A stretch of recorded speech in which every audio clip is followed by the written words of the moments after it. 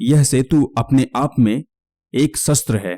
यदि रावण की सेना इस सेतु से चलकर हम लोगों के ऊपर आक्रमण करने आती है तो हम लोग सेतु को एक पल में ब्लास्ट करके उसकी पूरी सेना को समुद्र में ही खत्म कर देंगे।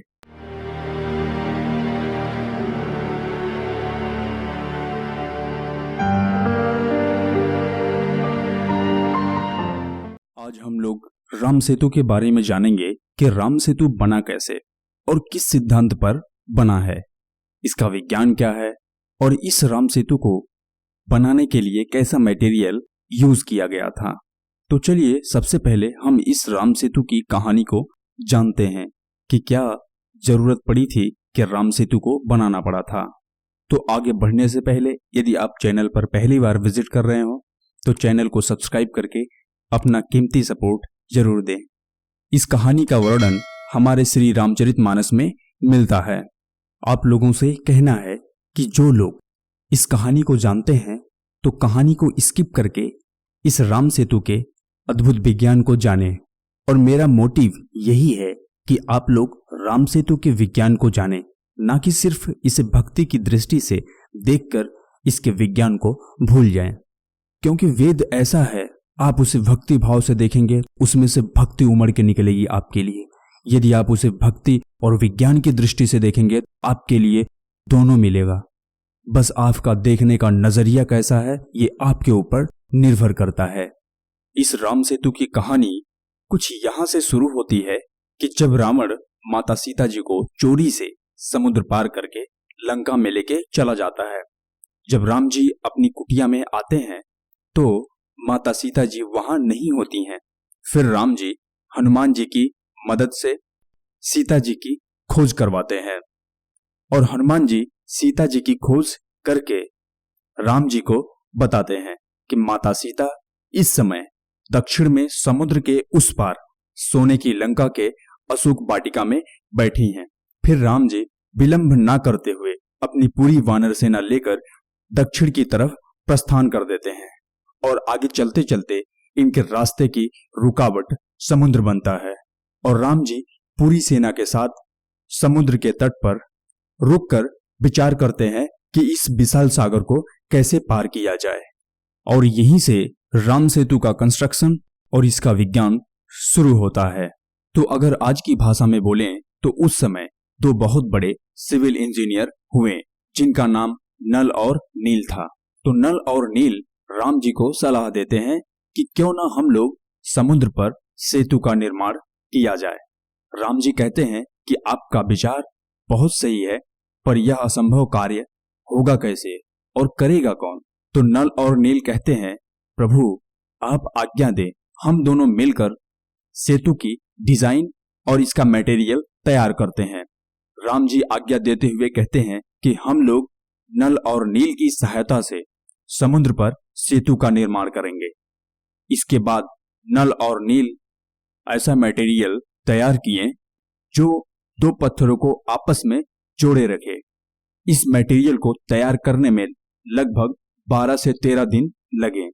इसके बाद नल और नील राम जी से पूछते हैं कि सेतु कैसा होना चाहिए।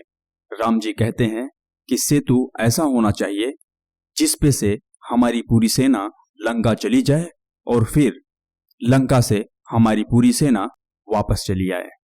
तो नल नील कहते हैं ठीक है प्रभु। और फिर नल नील जाकर सेतु का निर्माण करना शुरू करते हैं, जो कि कुछ ही दिनों में बनकर सेतु तैयार हो गया। और सेतु बन के तैयार होने के बाद राम जी की पूरी सेना चिंतित हो गई। इसलिए चिंतित हुई कहीं रावण अपनी सेना के साथ चलकर हम लोगों के ऊपर आक्रमण ना कर दे। क्योंकि जैसे हम लोग इस सेतु से आ जा सकते हैं वैसे तो वे लोग भी इस सेतु से आ जा सकते हैं। जब यह बात राम जी को पता चली तो राम जी बोले, हाँ बात तो आप लोग की सही है। तो नल नील को बुलाया गया और नल नील से राम जी कहते हैं कि अगर हम लोग निश्चिंत रहें तो हम लोगों के ऊपर भी तो आक्रमण हो सकता है। तब नल नील कहते हैं कि प्रभु हमने सिर्फ सेतु का ही निर्माण नहीं किया है, यह सेतु अपने आप में एक शस्त्र है। यदि रावण की सेना इस सेतु से चलकर हम लोगों के ऊपर आक्रमण करने आती है तो हम लोग सेतु को एक पल में ब्लास्ट करके उसकी पूरी सेना को समुद्र में ही खत्म कर देंगे। तब राम जी कहते हैं अद्भुत, और यह बात सुनकर पूरी सेना निश्चिंत हो जाती है और हम लोग फिर दूसरे सेतु का निर्माण करके लंका में चले जाएंगे। अब यहां सोचने वाली बात है कि कितना अद्भुत विज्ञान रहा होगा उस समय का, जिस पर हम लोग ध्यान ही नहीं देते हैं। जब कहा गया कि नहीं, समुद्र पर राम जी के द्वारा सेतु का निर्माण किया गया था, तो पूरी दुनिया यही कहने लगी कि नहीं, ये तो सिर्फ काल्पनिक है, ऐसा संभव ही नहीं है। जब नासा ने अपने सैटेलाइट के द्वारा रामचरितमानस का सहारा लेके उस लोकेशन पर टेस्ट किया तो राम सेतु वहीं पर मिला कि जहां पर रामचरितमानस में इस सेतु का वर्णन है। कहने का मतलब राम सेतु का अस्तित्व आज भी है, बस सिर्फ सुनामी आ जाने के कारण समुद्र के जल का स्तर बढ़ गया है, इसलिए सेतु पानी के नीचे चला गया है। बाकी राम सेतु वैसे ही सुरक्षित है जैसे आज से लगभग 5,13,000 वर्ष पहले था। और जब इस सेतु पर और ज्यादा रिसर्च हुआ तो पता चला इस सेतु के नीचे रेडियो एक्टिव एलिमेंट की खान है, वही रेडियो एक्टिव एलिमेंट जो एटॉमिक बम में प्रयोग होता है। यह रेडियो एक्टिव एलिमेंट इतना है कि हमारे पूरे भारत में पूरे 150 साल तक हर घर फ्री में इलेक्ट्रिसिटी पहुंचाई जा सकती है। तो यहां से एक प्रश्न और उठता है, क्या रेडियो एक्टिव एलिमेंट बनाया जा सकता है? क्योंकि उन लोगों को कैसे पता चला होगा कि यहां पर रेडियो एक्टिव एलिमेंट है, यहीं पर सेतु बनाया जाए, जब जरूरत पड़ेगी तो इस सेतु को हम ब्लास्ट कर देंगे। मुझे तो यही समझ में आ रहा है कि रेडियो एक्टिव एलिमेंट बनाया जा सकता है। आप लोग क्या कहते हैं? कमेंट करके जरूर बताएं। और सबसे बड़ी बात यह है कि यह राम सेतु सीधी रेखा में नहीं बना हुआ है, यह जिग जैग शेप में बना हुआ है। अब जिग जैग शेप में क्यों बना हुआ है?